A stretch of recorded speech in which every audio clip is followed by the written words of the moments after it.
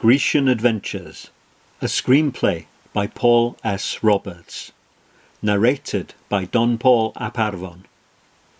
Prologue. Fade in. Exterior, Delphi, 3500 BC, day. A buzzard soars over the wooded hillside. A reflecting light flashes 2 or 3 times from within a glade. The hawk swoops towards the light in the trees. Nearby, in the forest, sitting under a tree, a 10-year-old boy with olive skin and dark hair holds a small, thin metal plate, some 5 inches in diameter, and reflects sunlight skywards with it. He carefully places the plate on a tuft of grass growing nearby, and reaches for a lyre lying on the ground and begins to play a beautiful and relaxing tune on it. Suddenly, an arrow flies through the air and lands near the boy's feet. At the entrance to the glade, a flock of small birds have converged, and in their midst appears a girl of about the same age and appearance as the boy. The girl holds in her left hand a bow, and slung over her left shoulder is an arrow bag, whilst perched on her right wrist is the same buzzard that had previously flown into the forest. She walks majestically towards the boy, stops in front of him, stretches her arm out diagonally upwards, and makes a haunting, dolphin-like call, not too dissimilar to a buzzard call. This is the signal for the buzzard to fly again, and once airborne, the hawk catches a thermal and soars up high over the wooded crags on the hillside.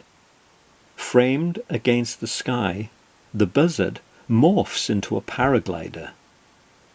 Montage. Exterior, Lefkas Island, Greece, 1990s. Day.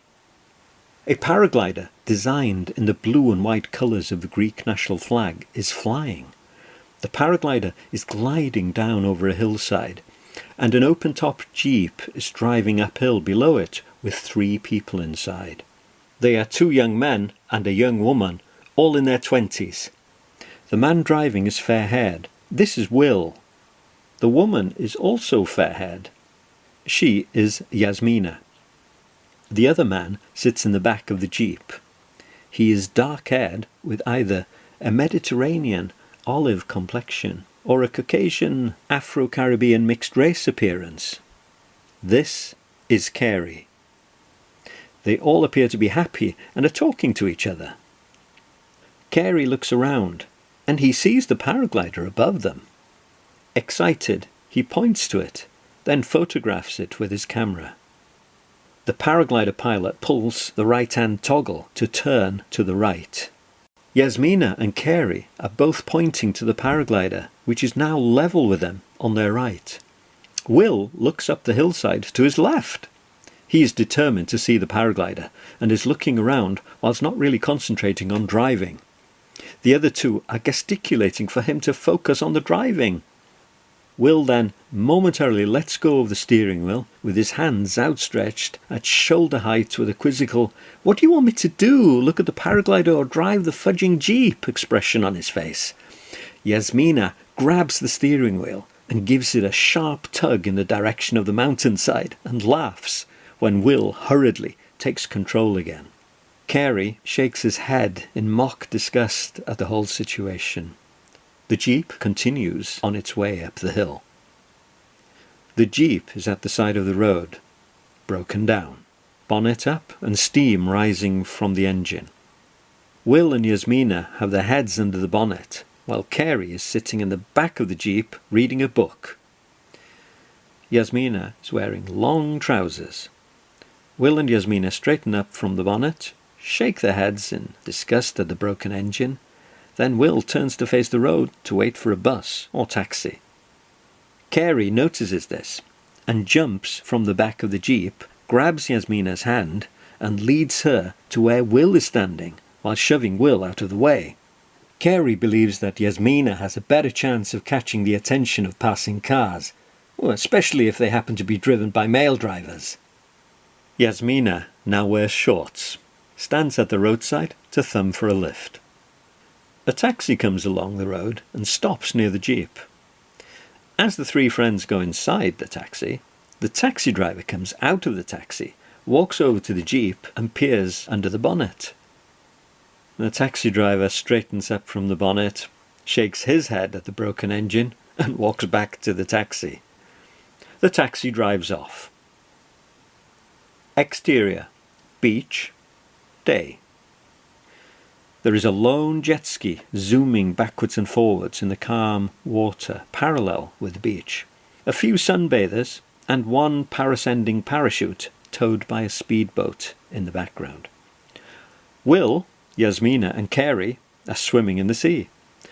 They walk out of the sea. Yasmina stops to observe a hunky tanned Greek athlete-type man. Carey, who is wearing swimming goggles, has stopped walking to empty seawater from inside his goggles. Will is so busy looking at two girls in skimpy swimwear that he bumps into Carey. Yasmina laughs at them. Exterior, bus stop, day. Will, Yasmina and Carey are waiting for a bus when a taxi turns up. It is the same taxi driver who picked them up earlier. They all go off in the taxi. Will, Yasmina and Carey are seen wandering around an ancient ruin. They arrive at the car park to be faced by too many buses and taxis to choose from, when the same taxi driver drives in and picks them up again. This is Georgios. Exterior, church by the square in Karia, a mountain village. Day. Will and Carey arrive in a jeep, whilst Yasmina rides a motorbike, showing her independent nature. The square is empty. They have confused expressions on each of their faces. Then, suddenly, a crowd of people appear from within a narrow side street, headed by Georgios and a dark-haired woman of about 25 years of age in a white bridal gown. Some priests follow them, and everyone then files into the church. Interior, church, day. Inside the dim, candlelit church, Georgios and his young bride, Katerina, are surrounded by priests, family, friends, the occasional tourist, and Will, Carey and Yasmina. Through this twilight scene, Carey takes a photograph of the newlyweds, without the flash, so as not to disturb the ceremony. Exterior, village square outside the church. Day. The wedding group are lining up for the photographs, with family, friends, including the gang from Wales, Carey, Will and Yasmina, going up to the couple and congratulating, hugging, kissing them, etc. Carey, Will and Yasmina then move away and stand nearby in the midst of meandering people. Will takes a photograph of Carey and Yasmina standing in front of the church as people are walking out. Without Will noticing, an attractive girl of Greek appearance coincidentally happens to stand in the background between Carey and Yasmina as he takes the photograph. Exterior, dusty track near the holiday apartment. Night. Carey and Will park the jeep near the apartment. Carey is driving as he doesn't drink much alcohol at the best of times.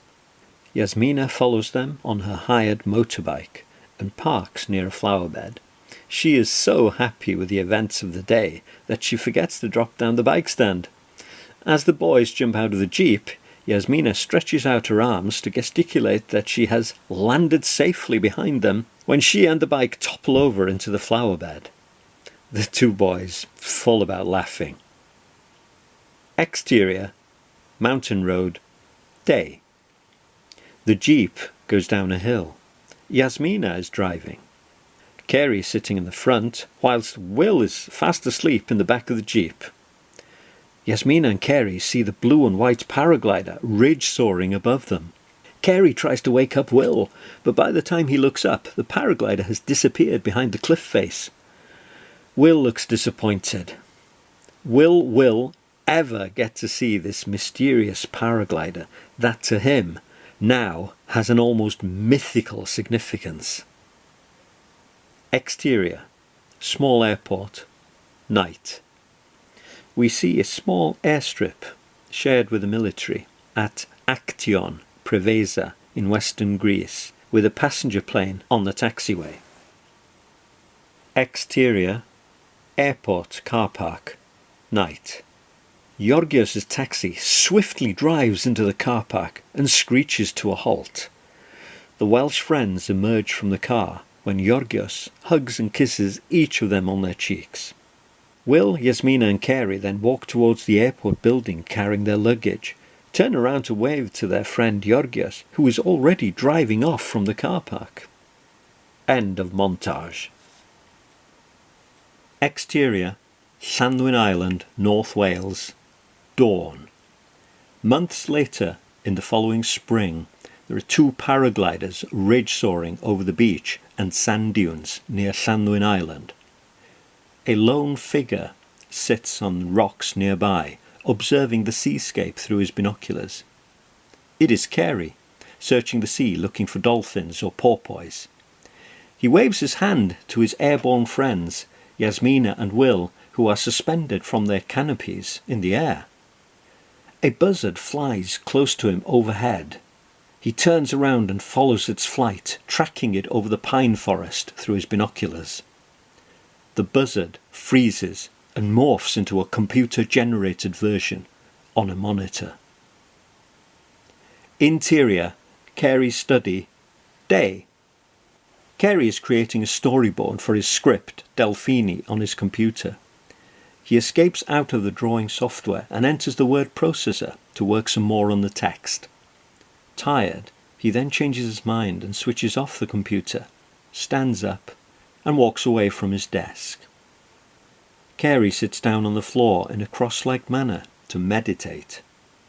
During his meditation, he sees the twins from Delphi, 3,500 years BC. Exterior, 3,500 years BC, Greek forest, day. The ancient Greek 10-year-old sister-brother twins are playing hide-and-seek. The girl rushes through the undergrowth, catching her arm on a thorn, but she does not notice the cut as she is in a rush to discover her brother's hiding place. The girl rounds a corner to find her brother crouched low behind a rock. He sees the bleeding cut on her arm. At the entrance to their cave home, the little boy is applying some herbal remedy ointment to his sister's cut. The ointment is held within the small metal plate used earlier to flash sunlight at the buzzard. The vision within the meditation ends. Interior, Yasmina's lounge, night. Yasmina and Will are looking at the holiday photographs. Carey's voice calls from the corridor. Yasmina? Yas, are you in there? It's me, Carey. Yasmina shouts at him. Come in, querido, ya filos. Will is standing by the photograph-laden table, shuffling some photographs, as if he's a magician doing a card trick. Will jokingly says, pick a photograph, whilst holding the photographs up to Carey, who has just walked in, as if they were a pack of cards. The three friends continue to look through the photographs, when Yasmina sees a photo of a young woman that Carey had photographed at Yorgos' wedding. Yasmina holds the photograph up to Carey. Carey, who's this? Asks Yasmina. In the photograph is a girl's face highlighted by some unseen light from within the Greek church, a rather ghostly effect. It is the same Greek girl that Will had accidentally photographed with Yasmina and Carey outside the church. Carey says, I don't remember photographing her. I don't even know who she is. I was taking a photo of Yorgos and Katerina. Will says, come on, I know what you like.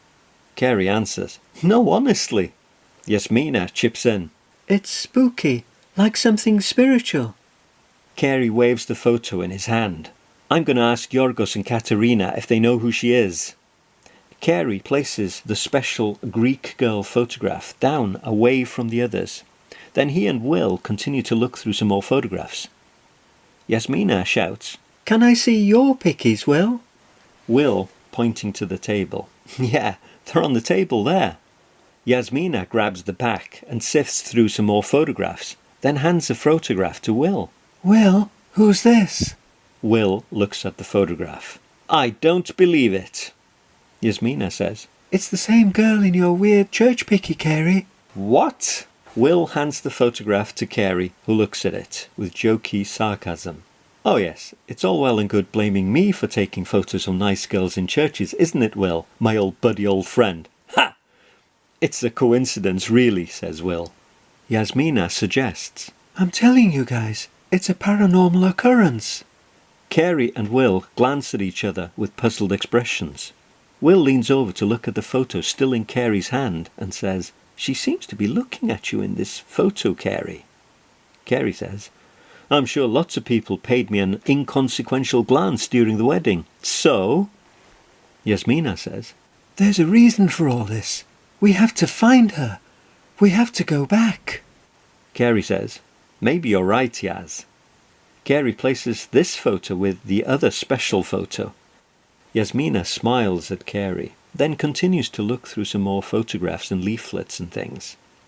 Then she shouts excitedly, Look at this! She holds up a leaflet about the Levkas festival. Will says, What is that? Yasmina answers, It's a leaflet about the Levkas festival. It sounds very similar to our own Eisteddfod Llangollen with music, singing, dancing and literary things. Carey says, I read something about it in my guidebook. It's in August. Yasmina says, Last 2 weeks? We have to go back to Levkas to the festival this year, says Carey. Oh, yes. You would use the festival as an excuse to go back because you want to find that Greek girl, says Will. Yasmina says, Knock a song together and that's 2 reasons to go back. Will, what do you think? Will is thinking. Carey says, You wanted to see the paraglider, meet the pilot and fly with him, didn't you? Will says thoughtfully, Yes, but we can't afford it. We bought the paragliders, remember? Carey says, I could sell the computer. You've only had it 5 minutes, says Yasmina. He's mocking Yaz. We can't save enough money between now and August, forget it, says Will. Carey adds, Then you'd better hang on to this then, otherwise you'll only see it in your dreams. Carey throws the photo of the Greek paraglider towards Will, but it falls on the floor face up. The photograph of the paraglider then morphs into a buzzard on a computer monitor. Carey is working in front of his computer at work. Exterior, office block of the local council's planning department, day. This is where Carey works in a world of drawings and graphics. Carey is working on graphics for the storyboard for his script. Sitting on the table next to the computer is a Teddy Puffin soft toy belonging to Carey. This is Pufflet. Standing in the office doorway is a disgruntled-looking middle-aged paunched man in a suit that would have looked sharp in a rake half the size. This is Carey's work manager. Haven't you any work to do? Rasped Carey's boss. There is a disgruntled expression on the man's face. Carey turns back to explain. Yes, but it's my lunch break. The doorway is now empty, with his boss's footsteps clumping eerily down the corridor. Carey turns forward again to face Pufflet by the monitor. Don't say it. Never mind. Just sit there quietly. The cuddly toy Teddy Puffin called Pufflet sits quietly near the computer. Interior, Greek church. Dusk. Carey stands in the centre of the empty church. He turns to see the girl in the photograph walking gracefully towards him. She is illuminated by an eerie light. The girl smiles, but the smile suddenly vanishes to be replaced by terror. Carey turns to see a man with a dragon's head lurching behind him. Scared, Carey runs towards the girl, but she has disappeared. Carey lifts his head off the computer mousepad as he wakes from his nightmare and hears a voice calling. Carey, says his mother. His mother's voice from the corridor wakes him from his sleep. Tea or coffee? Asks his mother. Carey's middle-aged mother stands in the doorway. Coffee to try and stay awake, please. Thanks, says Carey. His mother adds, Don't work too hard on that. You've got work in the morning. Carey pulls a face at the work remark. He then saves his typing and escapes out of the word processor and enters the graphics software to call up a clip-art dolphin diagram. Exterior, beach and rocky headland, northwest Wales, day. Carey is swimming underwater with his snorkel and snorkel mask. He then swims to the surface. Yasmina and Will are ridge-soaring over the sand dunes with their paragliders. Yasmina and Will land on the beach and unharness themselves and begin to fold and pack their canopies, whilst wet-suited Carey walks out of the sea towards them. Exterior, beach car park, minutes later. Yasmina, Will and Carey walk over the sand dunes to the car park beyond, the paraglider equipment now neatly packed into their respective rucksacks. There are 3 different types of vehicles in the car park. 2 cars, a motorbike, and a short wheelbase tricycle recumbent. Will asks Carey, "What is that?" "That is a short wheelbase tricycle recumbent," answers Carey. Yasmina asks, "Where's your car?" "At home. I may have to sell it if I get sacked. I bought this instead. It's cheaper to run. Anyway, it doesn't pollute the atmosphere either." Yasmina asks, "Are things really that bad at work?" "If anyone sneezes, it's always my fault." Will and Yasmina look at each other with serious expressions. There is a Toyota MR2 by Yasmina's motorbike. It is her ex-boyfriend's car. Yasmina's behaviour is that of annoyance at seeing the car and its occupant waiting for her. Yasmina hisses angrily. "I told him, it's over between us." The ex-boyfriend slides out of the car. Yasmina starts walking towards the MR2, then turns and says to the lads, "Wait for me at my place." Carey and Will shake their heads in mock disgust. Exterior, house, outskirts of small town, day.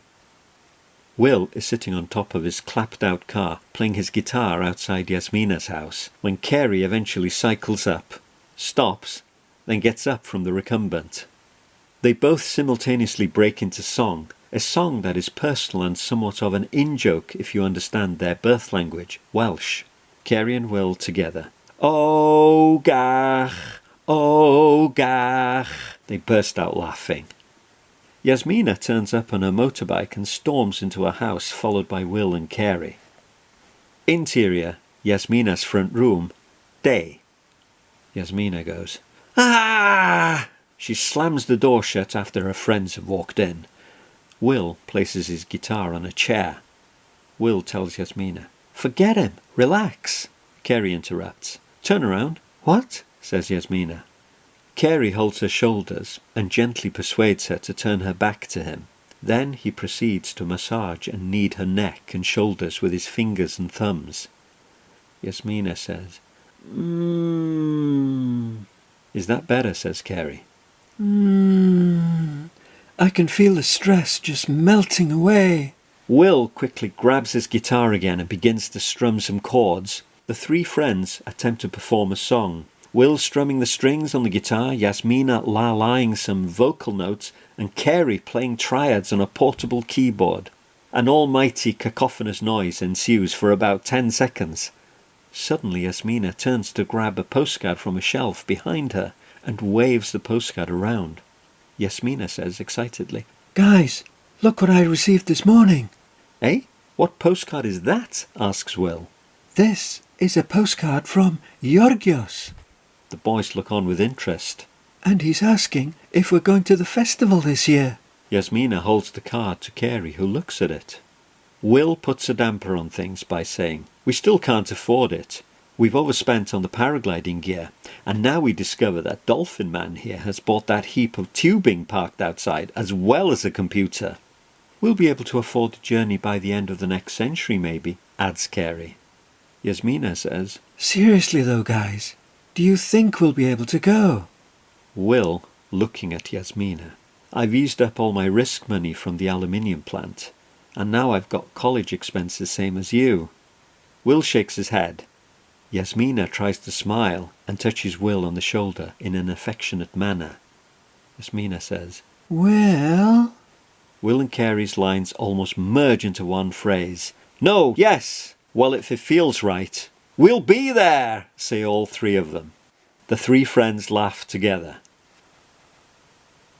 Interior. Yasmina's front room. Night. Yasmina is preparing the dinner table for a meal. 2 places have been set. The telephone rings. Yasmina answers the phone. Carrie, what's up? Interior. Corridor in Carey's home. Night. I've had to resign from my job. They were going to fling all sorts of unfounded charges against me. Inefficiency? Bollocks. Tell him where to piss off, suggests Yasmina. I have.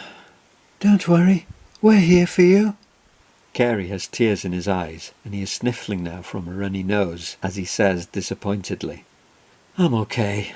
It's just that none of us can afford to pay for the holiday now. End of part 1.